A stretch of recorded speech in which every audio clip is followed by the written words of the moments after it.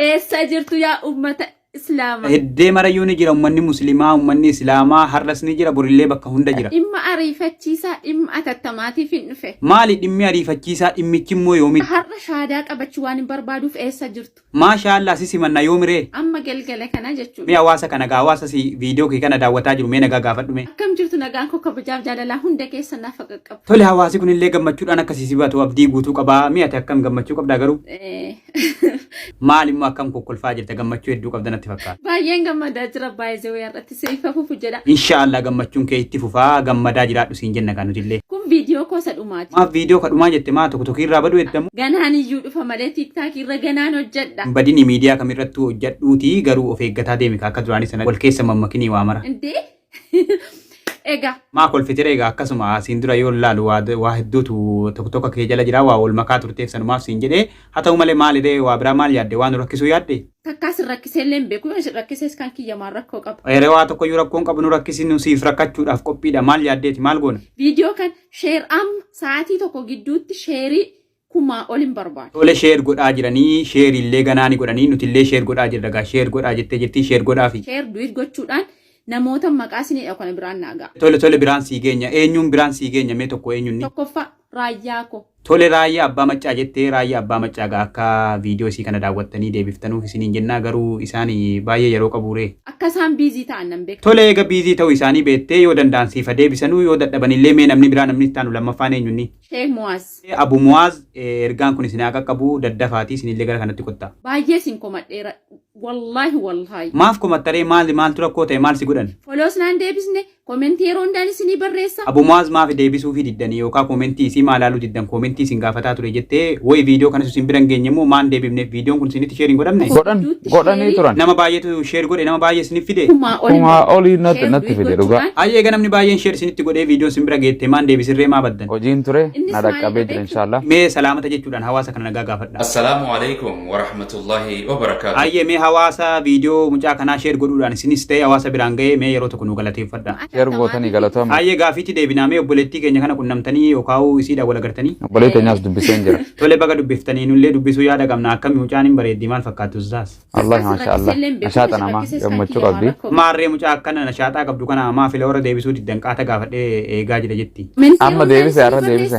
Alhamdulillah. Tole baga deebiftanii fi mee du'aa inaa godhaa jechaa jirti mee du'aa godhaa fi. Addunyaattis rabbi isaa gammachiisu akhiratti illee.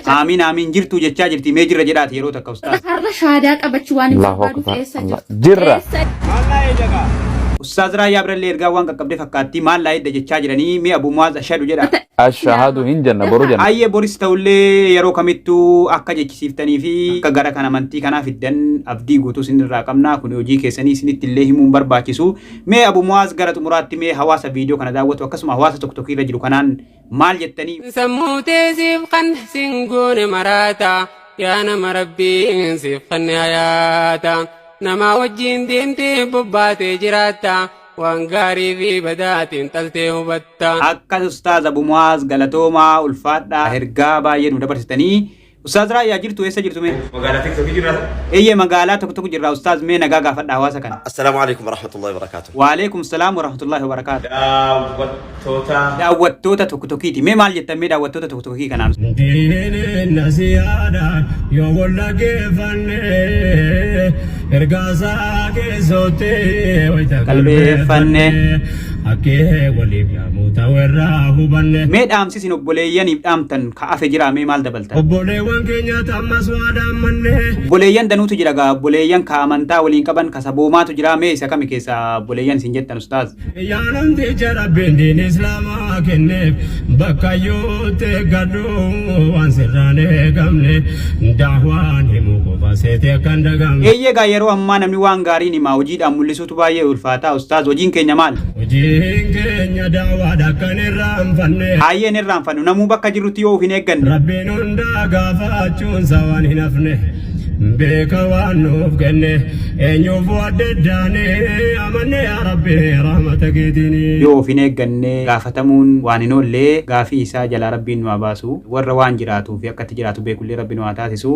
Ustaaz Raayyaa ergaa bareedduu nu dhaamuu keessaniif hedduu galatoomaa. Egaa mucayyoon isin waammattee jirti yoo dandeessanii yoo ergaan kun isin qaqqabe akka irratti argamtanii fi akka isii simattan isiniin jenna yoo simachuu baattanis ergaan keessaniyyuu abbaatti fayyadame kan nuti isin duraan dhaamtanii jirtaniyyuu baay'ee bayeessa jedhee tayyaadha. Garuu yoo nu dabaltanis fudhachuudhaafis qophiidha. Akkasuma hawaasi isin hordofu, hawaasi isin jaallatu, hawaasi isin dhaga'u, hawaasi gorsa keessan barbaadu, hawaasi isin wal qunnamuu barbaadu hawaasa baay'eedha.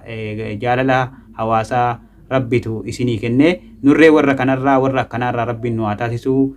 Galatoomaa hundi keessaniyyuu obboleettiin kiyya atis obboleessa keenya yookaan ustaaza keenya isin lammanu nuuf jiraadhaa ulfaadhaa isiniin jenna. Akkasuma hawaasa miidiyaa keenya bakka hundarraa nu daawwataa jirtan isinillee galatoomaa ulfaadhaa walitti deebina inshaallah.